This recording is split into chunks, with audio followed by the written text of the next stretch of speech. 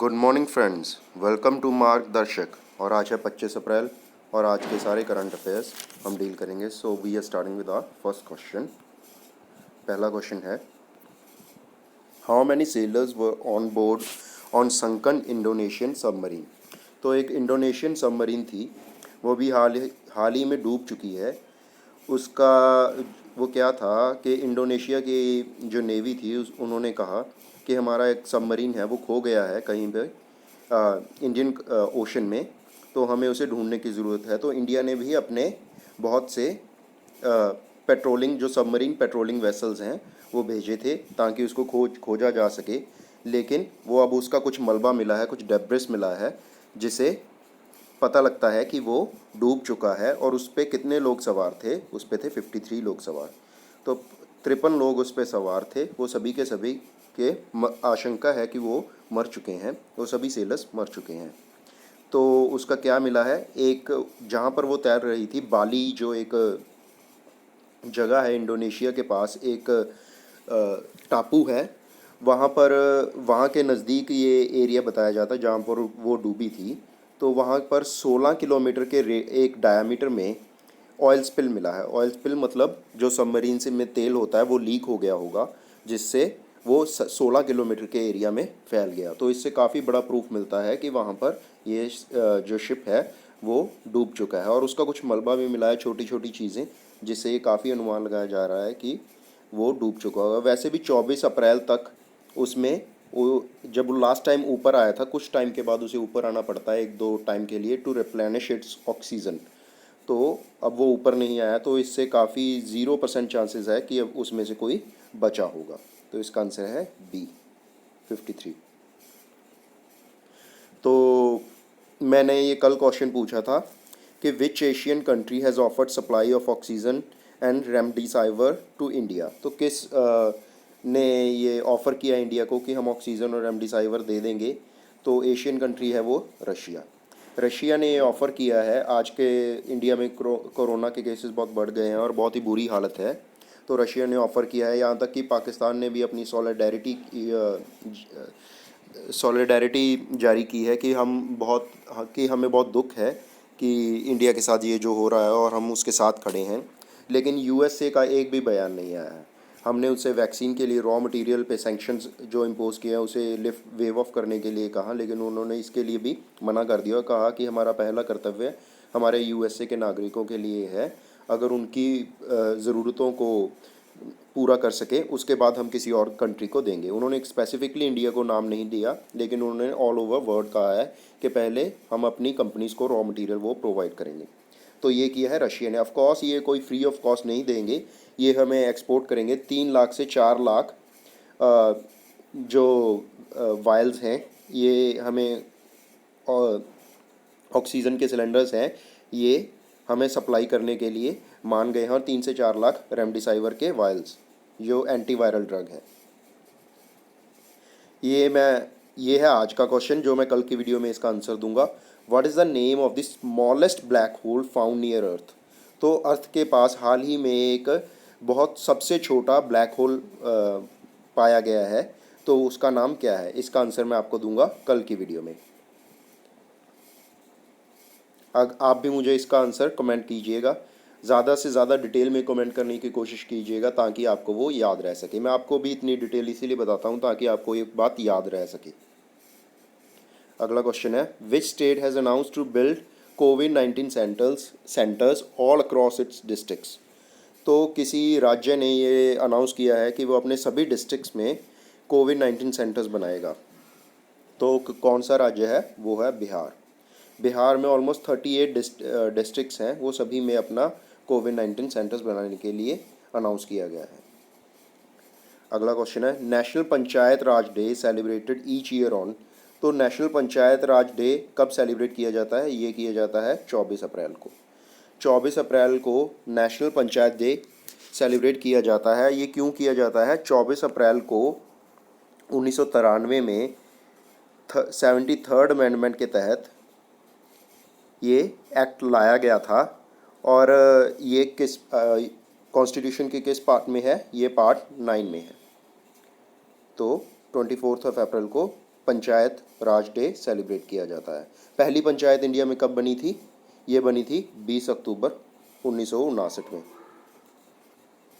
1959 में, लेकिन ये एक्ट लाया गया 1993 में इम्प्लीमेंट किया गया। हमारा अगला क्वेश्चन है, who is elected as first women president of NASSCOM? तो ये किसे बनाया गया है? ये बनाया गया है रेखा मेनन जी को। रेखा मेनन जी को नेसोकॉम का फर्स्ट विमेन प्रेसिडेंट है जो ये बन गई हैं। अगला क्वेश्चन है, who is the first male player cricketer to score 6000 runs in IPL cricket? तो आईपीएल क्रिकेट में 6000 रन बनाने वाले पहले क्रिकेटर कौन बन गए हैं? देखिए, पहली चार की चार पोजीशंस इंडियन बैट्समैन के पास ही हैं।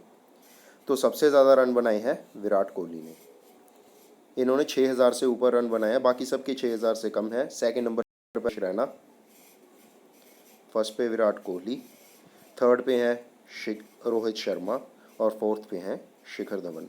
तो ये काफ़ी प्राउड मोमेंट है कि सभी टॉप 4 पोजीशंस इंडिया के बैट्समैन के पास है। ECI has band election rallies and road shows in which Indian state with immediate effect? तो ECI election commission of India ने बैन की है जो भी इलेक्शन रैलीज होती हैं या रोड शोज होते हैं किसी स्टेट में। तो वो कौन सी स्टेट है? वो है वेस्ट बंगाल।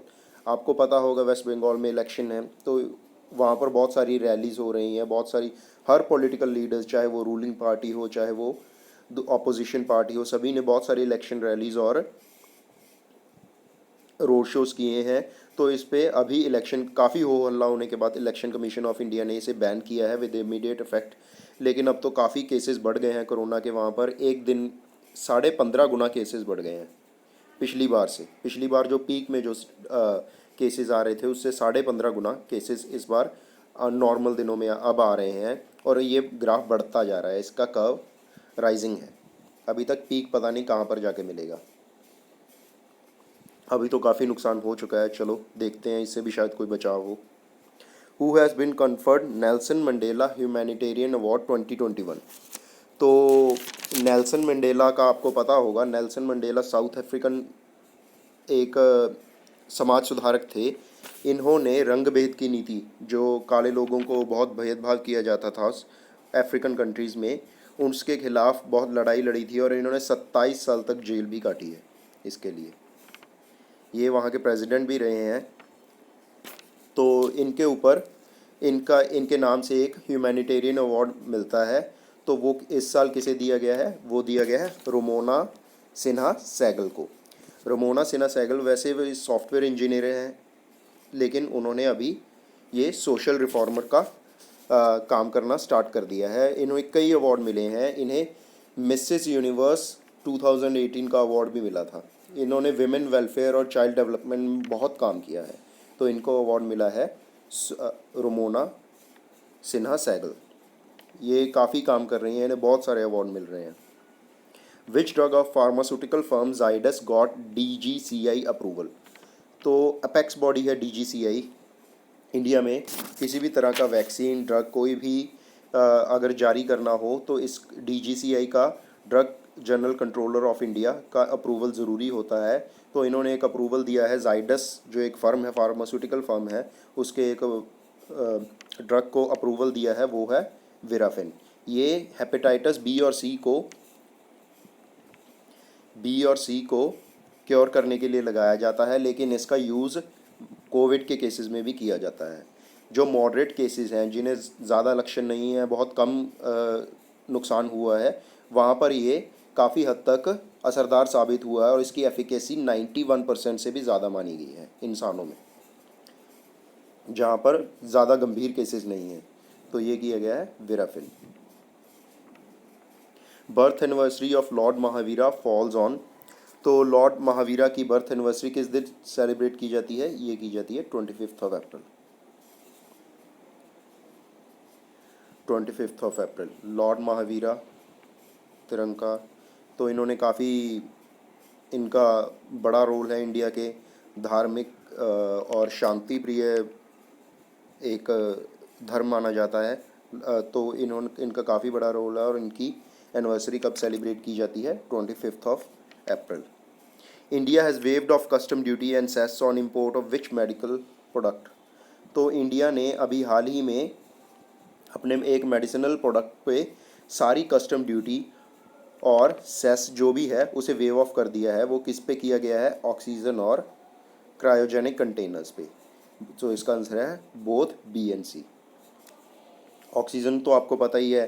क्रायोजेनिक कंटेनर्स क्या होते हैं? क्रायोजेनिक कंटेनर्स होते हैं जैसे कोई भी किसी भी चीज़ को जब बहुत ज़्यादा ठंडा किया जाता है, कूल किया जाता है और उसे लिक्विफाइड फॉर्म में बदल दिया जाता है तो उसे क्या कहा जाता है? क्रायोजेनिक। तो ऑक्सीजन को कैरी करने के लिए क्रायोजेनिक कंटेनर्स चाहिए होते हैं जिसमें इसे ठंडा रखा जा सके और ये लिक्विड फॉर्म में रखा जा सके, क्योंकि गैसियस फॉर्म में बहुत ज़्यादा स्टोरेज के लिए बहुत ज़्यादा रूम चाहिए, बहुत ज़्यादा स्पेस चाहिए। इसके लिए इसे सिलेंडर्स में भर के आते हैं। एक वेसल्स होते हैं सिलेंडर जैसे, आपने देखे भी होंगे, उनमें भरकर आती हैं। तो इनको कहा जाता है क्रायोजेनिक कंटेनर्स। तो उनके इंपोर्ट पर कस्टम फ्री कर दिया है, कोई भी इंपोर्ट टैक्स नहीं लगेगा उस पर। So that's it for now my dear friends.